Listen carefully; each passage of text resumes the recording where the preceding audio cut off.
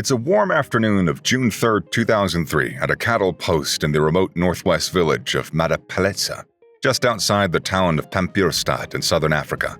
34-year-old Letty Goitismang Tukane was in her kitchen, washing dishes and finishing the day's chores when her 3-month-old son Neo, who'd she'd just put to sleep, started crying frantically.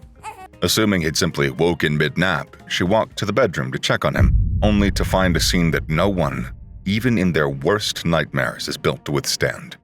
A large, grayish-brown figure was leaping out of the window, and in its hands was her crying baby. For a split second, everything in her shut down. Then, a scream tore through her lungs as she bolted after the creature, thinking, hoping that she might still save him. But what happened next unfolded in seconds. It didn't just take her child. It drained the life, and with it, every last thread of hope from her. The creature sank its canines into the baby's skull, ripped it open, and pulled out the brain, with the mother standing just a few feet away, frozen in place. Before she could even process what had just happened, the predator dropped the rest of the infant's lifeless body to the ground and climbed a nearby telephone pole. And there it sat, quiet, still, and completely unfazed, eating the child's brain as the mother and the gathering onlookers screamed and cried from below. With canines longer than those of a full-grown lion and a barrel-chested frame packed with raw muscle, strong enough to shatter bones with a single strike, this beast doesn't just strike with force. It does so with a terrifying aggression, leaving behind nothing but devastation, and eventually, silence. Meet the child slayer primate, the Chacma Baboon.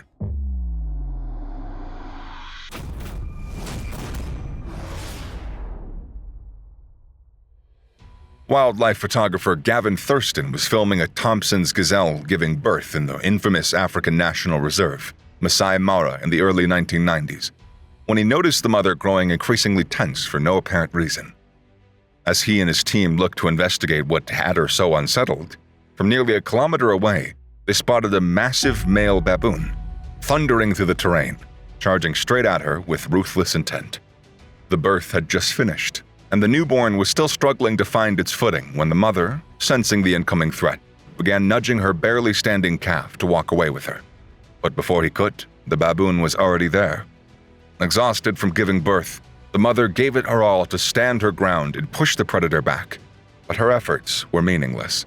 The baboon overpowered her with ease, snatched the helpless infant, and bolted a few hundred meters away, settling beside a termite mound. There, Gavin captured what will become one of the most disturbing pieces of wildlife footage ever recorded. The baboon ripped the baby gazelle open from behind and began eating it alive, tearing through flesh with its brutal canines and crushing claws, while the infant cried out in weak, agonizing whimpers. Minutes later, the baboon's meal was over, and so was the life that had only just begun. This, however, is the surface of what is actually the iceberg of brutality in the Chacma Baboon's world. We'll get to the rest of it soon, but first, it's only fair we give these killer primates the introduction they deserve. The Chacma Baboon, also known as the Cape Baboon, or by its scientific name, Papio ursinus, stands among the largest and most imposing monkeys on the planet. Found primarily across southern Africa, it dominates a staggering range of environments, from dense woodlands and open savannas to rocky steppes, alpine grasslands, and even the parched, unforgiving expanse of the Kalahari Desert. An adult male of this species, being 2 to 3 times larger and heavier than the female, can reach a head-to-tail body length of 3.1 to 6.5 feet, while weighing anywhere from 46 to 99 pounds, whereas females top out at just 26 to 55 pounds, with a body length that falls just as short in comparison. Being an opportunistic feeder, most of the Chacma Baboon's diet is made up of whatever it can find: fruit, seeds, grass, fungi, insects, and even shellfish, marine animals, or their eggs.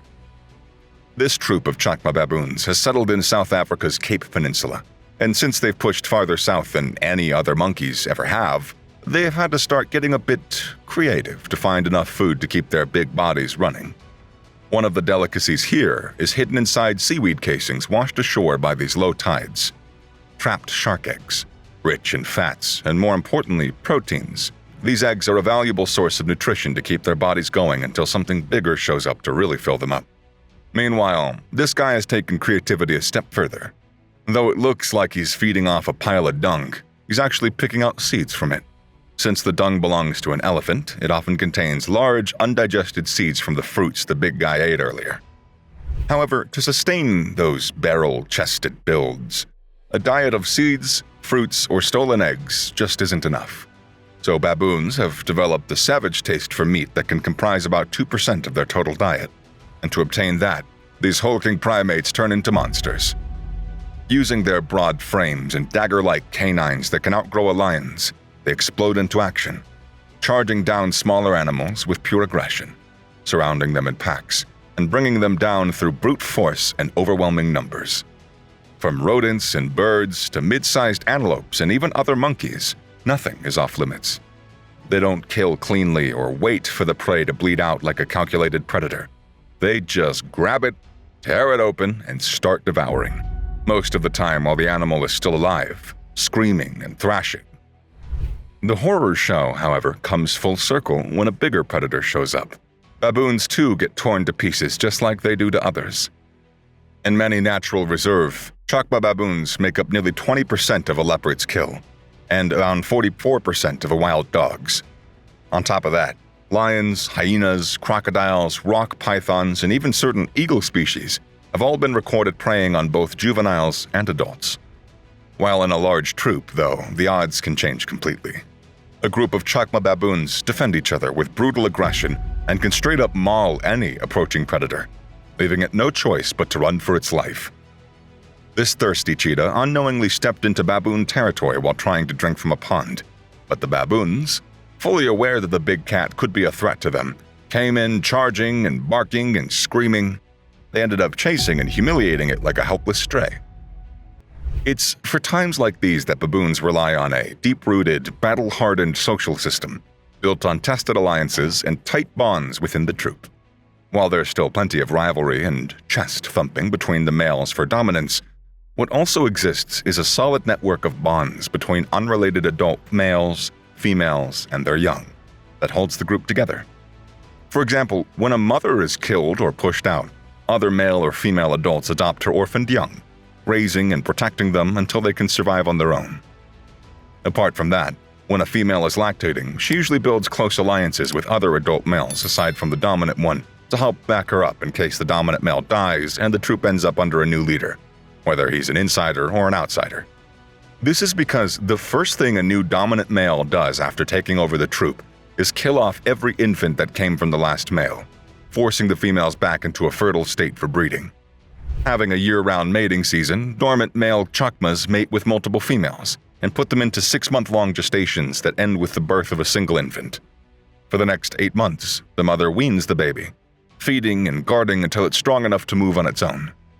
However, if the infant dies during this period or is born dead, the mother, in an extreme state of grief, often continues to carry the corpse for up to 10 days, holding it close, grooming and protecting it as if it were still alive. This affection, however, does not extend to human infants. Beyond the infamous death of Neo, whose skull was crushed and brain eaten by a baboon, there have been several other recorded incidents of these wild primates attacking, injuring, or killing children. In February 2006, a 4-year-old boy named Luciano Adams was mauled by a troop of baboons at a campsite after they began rummaging through nearby trash bins. While Luciano and his friends were playing nearby, the troop's alpha male charged him unprovoked and ripped open his intestines. With rapid medical intervention, saving his life, 1-year-old Isaiah Ibrahim was not as fortunate. Attacked at another campsite while his mother was briefly away in the kitchen, he suffered the same brutal injury to his abdomen. By the time he was rushed to a hospital, it was too late. Most of these attacks happen when baboons are especially hungry. They come into human areas looking for food, digging through trash, breaking into campsites, and if they spot locals or tourists with food, they might just snatch it right out of their hands. These deadly raiders have even been reported to slide open glass doors to raid kitchens and dining areas, with zero concern for the people nearby. Children, especially infants, become the easiest targets in these cases, and the baboon simply grabs and runs off if no parent is around. Apart from that, when humans try to feed baboons, particularly females or their young, the dominant testosterone-fueled males can get jealous. They see humans as rivals and might lash out at the person trying to help. Beyond the direct attacks on people, these baboons also raid livestock and destroy crops, which is why farmers often retaliate by shooting, poisoning, electrocuting, or simply beating them to death. Because of all of this, several isolated baboon populations are now believed to be at risk of extinction within the next 10 years. That being said, their high reproductive rate and adaptability appear to be keeping that overall population stable, and experts at the IUCN currently see no major threats that would cause significant decline across their range, which is why the species is still listed as least concern on the red list. Humans, meanwhile, seem to be on the most concerned list. If there is one living next to these ticking time bombs that could snap at any moment they get hungry. Now let me know in the comments if you are concerned, because I sure am. I'll catch you in the next one, as always.